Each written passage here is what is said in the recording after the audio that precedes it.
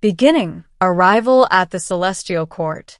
I had never imagined I would stand before royalty in a galaxy far beyond human reach. My name is Ronan Vale, a human exobiologist who had spent most of his life studying alien flora and fauna across uncharted star systems. Diplomatic missions, high councils, and royal intrigues were not in my resume. I specialized in understanding alien ecosystems, not navigating palaces.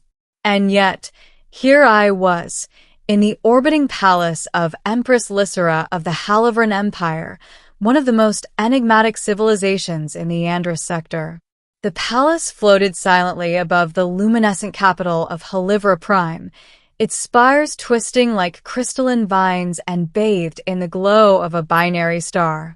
I had been invited, or summoned more accurately, under mysterious circumstances.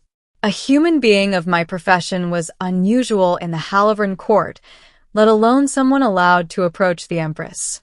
When I entered the grand ceremonial hall, the magnitude of it struck me. The floor shimmered like liquid glass, reflecting the intricate patterns of hovering lights above. Courtiers moved with a grace that seemed almost preternatural, their steps in perfect synchrony. And at the center, seated upon a throne that looked forged from starlight itself, was Empress Lysera. She radiated a presence that went beyond beauty or authority.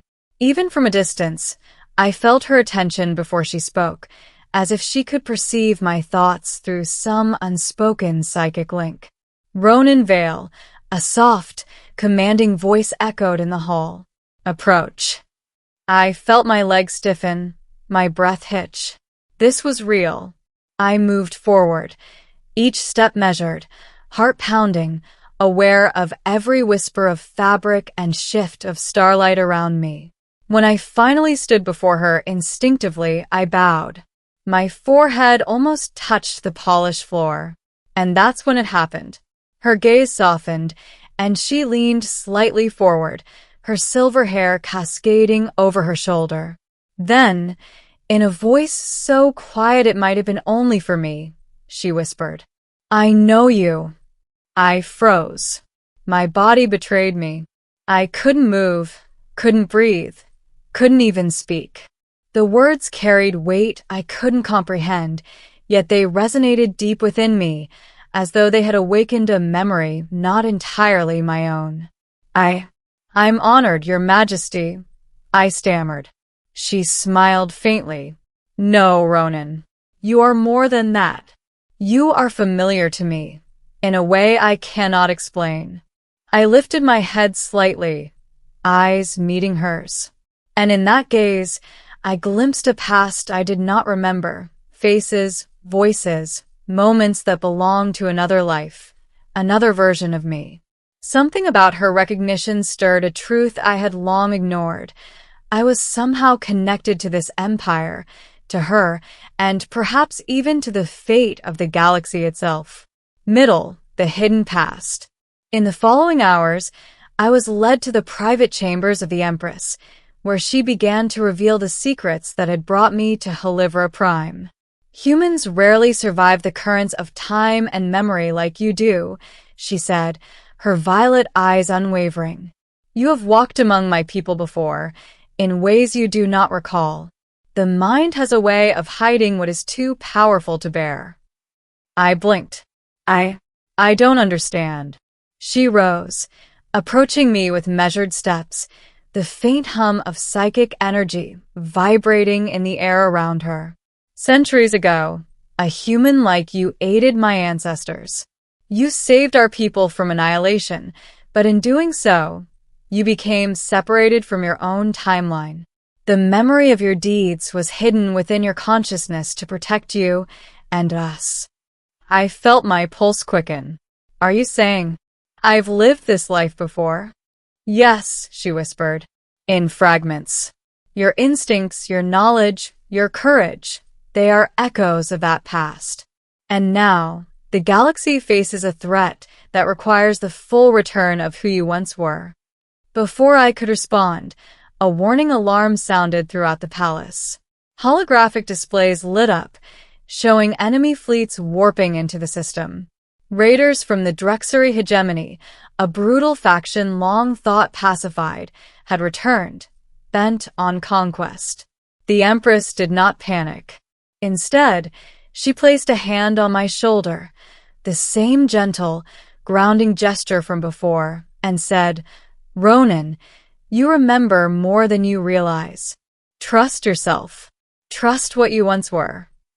I swallowed hard, still reeling from the revelation, yet a strange clarity began to form.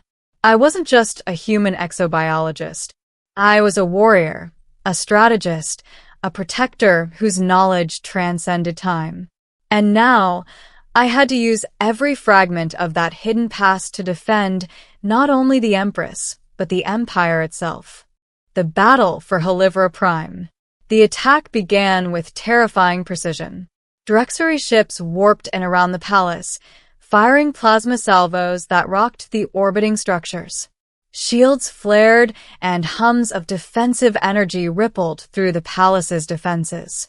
I worked alongside the Empress, integrating my knowledge of human tactical systems with Helivran psychic technology.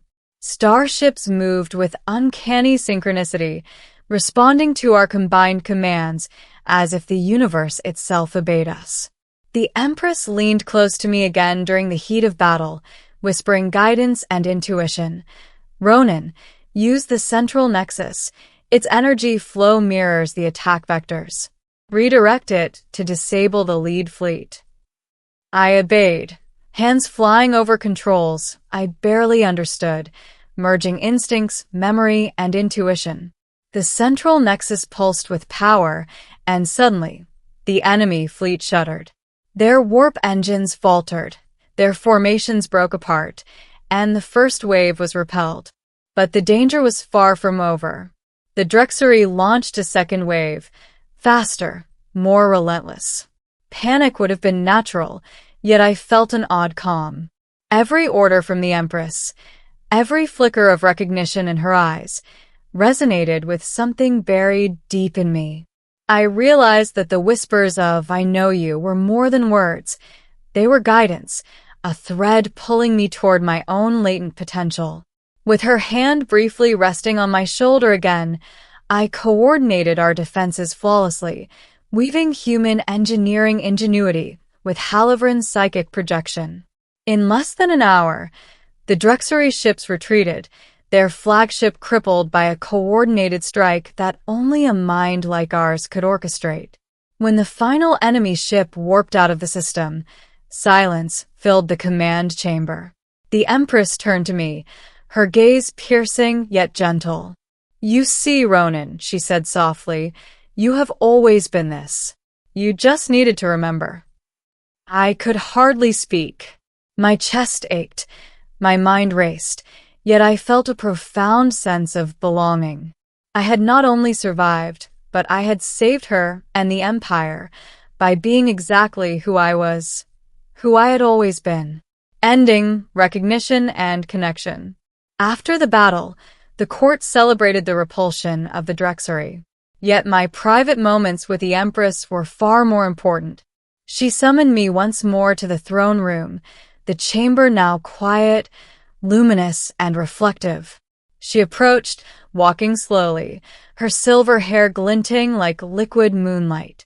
When she reached me, she placed her hand lightly on my shoulder, the touch I had come to recognize as grounding, as acknowledgement, as trust. "I remember him," she whispered. "I remember the human who walked beside my ancestors, who carried hope in times of despair.